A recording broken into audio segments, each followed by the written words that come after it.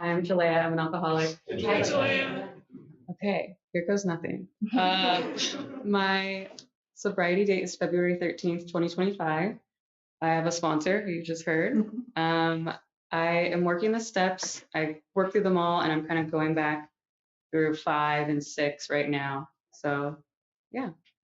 Okay, I think I'll just tell my story from the beginning. I grew up in like Lacey, Olympia, Washington, and my parents were in the military. Um, Pretty standard, like middle class household. My brother, it was just me and my brother and my parents. And my brother had pretty bad ADHD. And so I felt like he always got more attention as a child, and I was just expected to be the good one.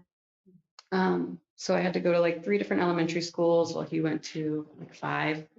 Um, and yeah, I think there was some trauma nestled in, and my dad is also an alcoholic, but I didn't realize that until I was 21. Fast forward, I turn 18 and like I'm really just into smoking weed. That's my jam. I'm not really interested in alcohol. And I just work my way through school. I get my bachelor's degree and I am like paying for it.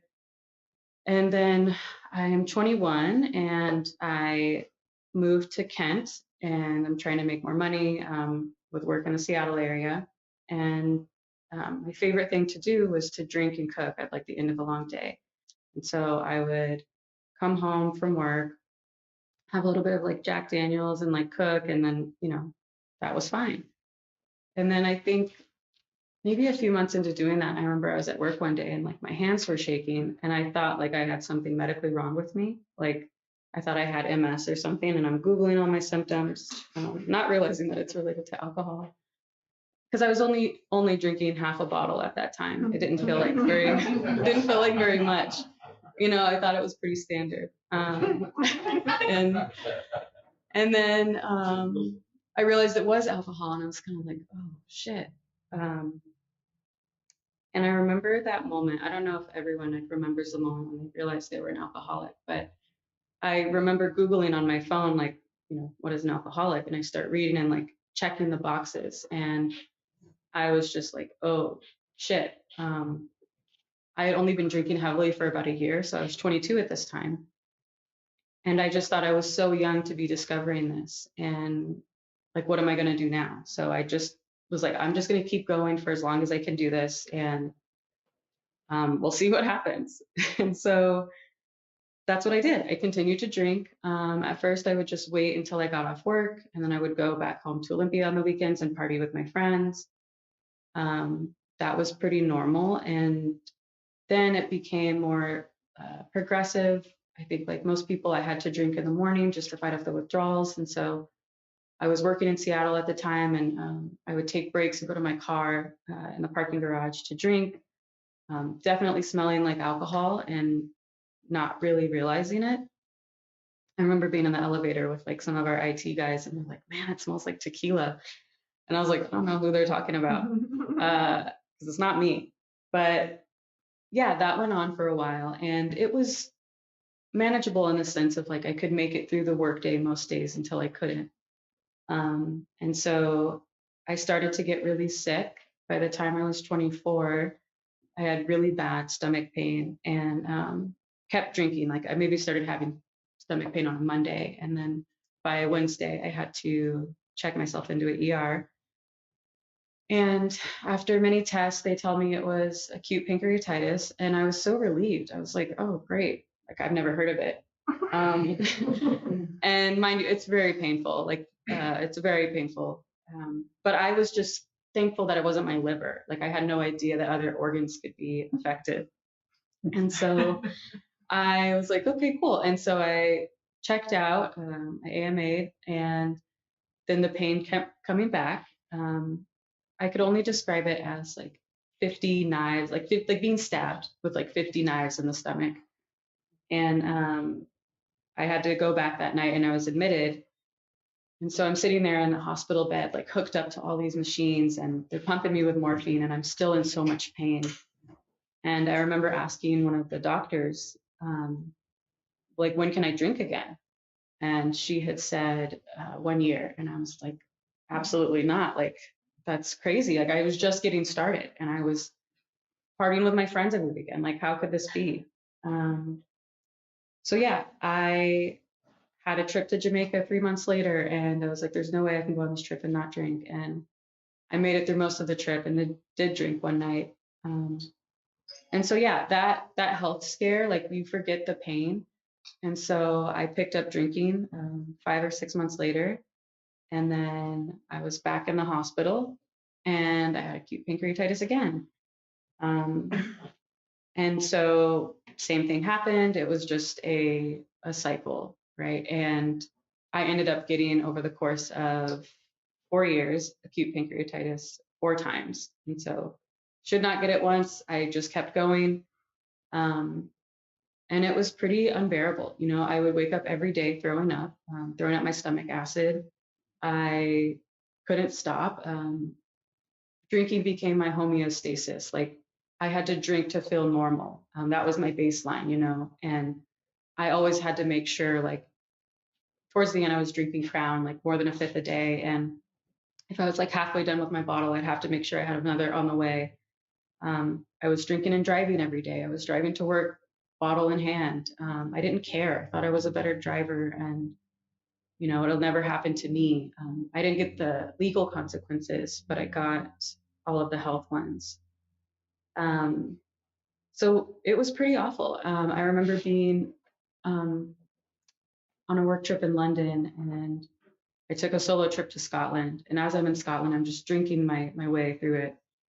And I started feeling stomach pain. And like I went to the ER in Scotland and uh, they said it was like a 5 hour wait to see someone. So I was like, no, fuck this. And I got more alcohol and I still drank, knowing that I could possibly be sick again. And so, um, yeah, it was miserable. I couldn't like all my activities were planned around alcohol. Um, was always worried of smelling like it. You know, I'm spraying perfume, I'm brushing my teeth.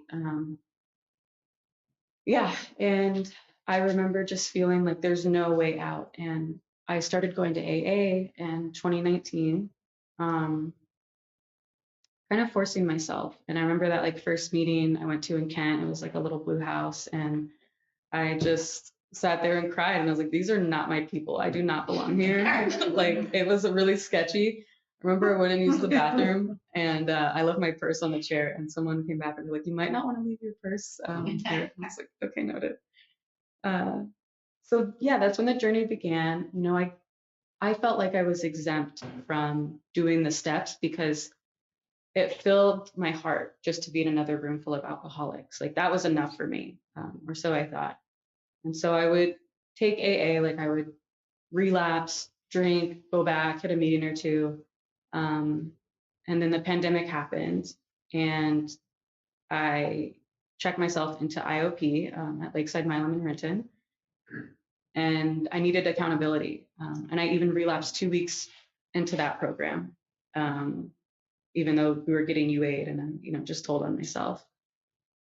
So make it another 6 weeks through the program. I just do the 8 weeks. I was like, I don't need the whole, you know, 6 month, year long, however long it was. I was like, I'm good. I just needed a break. And I would just have these periods throughout, you know, I would say 10 years of trying of like a couple weeks on, couple days on, off, you know, and I was always doing it to make sure I didn't get pancreatitis again. I would just dance close to that line. And it's a really miserable way to live. Um, so yeah, I would say like COVID, the first few months I was good. And then by then I was working from home and just drinking every day. And I kept progressing in my career, you know, like I kept getting up at work. Like I could lead a meeting really well, drunk. I just couldn't remember it the next day. And I would take notes here and there, and you know, I would work really hard. And my job was like my identity. And um, yeah, I finally had made it to a really successful role in a tech company, and I was making all this money, and my ego was so inflated. And I developed, you know, shopping addiction, and then my brother, who also struggles with substance use disorder, he is still in active addiction. he was also my drug dealer. And so I started doing Coke and Adderall. And like I would do all these other drugs to drink less. And so the Coke would kind of keep me up for a little bit because the alcohol was a depressant. And so I'm, doing bumps at work in the bathroom. I'm bringing whiskey into my mug at work, at my desk. And it's just pretty sad and pathetic. All my money is going towards my drinking and drug habit, um, and towards supporting my brother and his. And so I made a decision in September of 2024 to seek out inpatient treatment. I went to the hospital for withdrawals, and I've maybe done that like a dozen times. But towards the end, I was so out of breath, like I couldn't walk up the stairs. I was just dry heaving. I was so weak. I wasn't eating. I wasn't getting any nutrients. I was losing all of my hair. I started getting psoriasis, so I'm just covered in red patches everywhere. And I get to the hospital and they diagnosed me with alcoholic ketoacidosis, and I have liver disease again. And so I sat there in the hospital bed and I made a will, like an online, like a quick will. And then I wrote down a list of all my friends and family members who I was going to say goodbye to, because I was either going to continue drinking and die of liver failure, and I was okay to go out like that. I accepted it. That was my fate, or I was going to kill myself. And so I was looking at guns online, and my ex-boyfriend at the time, he was my ex at the time, still driving me to the hospital. He was just like, "What are you doing?" And I just remember thinking, like, how heavy can my closet hold my weight if I attach a belt to this? And so um, that was my way out, was either death or I'm just going to go on and live a really painful, slow death. So I went to treatment in October of 2024 in Florida. 30 days, I came home, I relapsed. A week later, I went to another treatment center in California, really great therapy. Like I was on a ranch and I was like near horses and I was picking up horse shit every morning for free. And like it was beautiful. And then I came home and I relapsed. And every time I came home and relapsed, I relapsed when I was back in my bedroom where my office setup was. And it was just like a trigger, like I'm just going back. I wasn't treating the root cause of my drinking, And so finally, the beginning of 2025, I was at a tech company and they did a mass terminations, and like me and 3,000 people lost our jobs, and I was devastated. Like I felt like I had lost everything, and I had nothing else left to lose. I had 2 months left of insurance, and so I was like, if I'm gonna go out back to rehab, I'm going to Hawaii, and I did, and it was the best decision I've ever made in my life, because I got to spend 63 days there on the Big Island, and I wasn't tied to like a 30-day program and then come back home.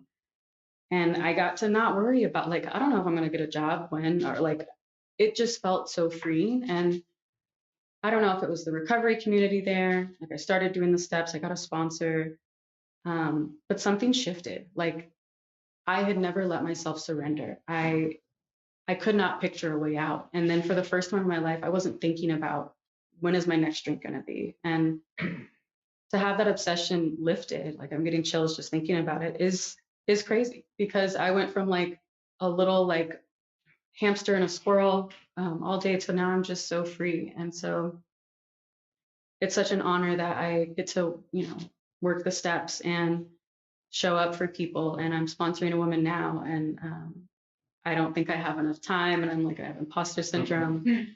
And I'm surrounded by a lot of really inspiring women that I get to do this program with. So that is basically my story. I'm really grateful to have experiences like this. And yeah, I can't, I was telling Tiffany earlier, like there's days where I have cravings, but it's not for a drink. It's just to sort of get out of the Jalaya show.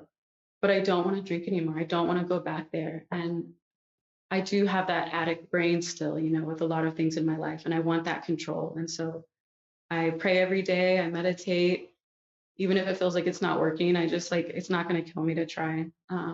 So I'm really grateful to be here, and yeah, that's all I have. Thank you.